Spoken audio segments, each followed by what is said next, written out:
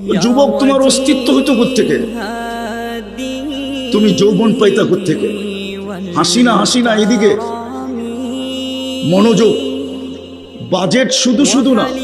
আফা হাসিবতুম আন্নামা খালাকনাকুম আবাস। আল্লাহ আরবিতে বলছে, আমি বাংলায় বলতেছি। আল্লাহ এটাই বুঝাইতে চাইছে তুই অনর্থক। তোর পিছনে বাজেট মাসে 4,95,000 টাকা বিল দিতে হতো। প্রবাসের টাকা দিয়েও হতো না। প্রবাসের টাকা একটু ভাবেন, কেন এই বাজেট, কেন এই ব্যয়, কেন এই সেবা? বিনা পয়সায় দিতেছেন, বিনা পয়সায়। 550 লিটার যদি ডেলি নেই তো মাসে কত নেই, বৎসরে কত নেই।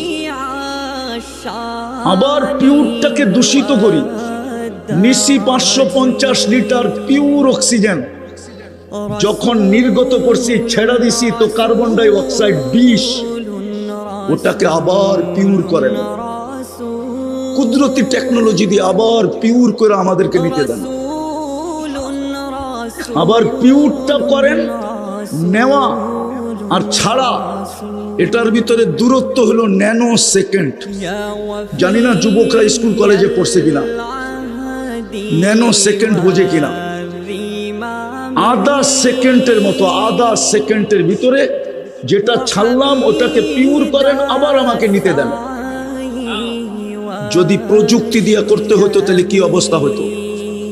আমার সমাজের শিক্ষিত লোকগুলো তো বোঝে না, ভাবেও না। এই জন্য আমার কথা শুরু ছিল জীবনটা ঘুরে যেতে হবে, কাটায়া গেলে চলবে না।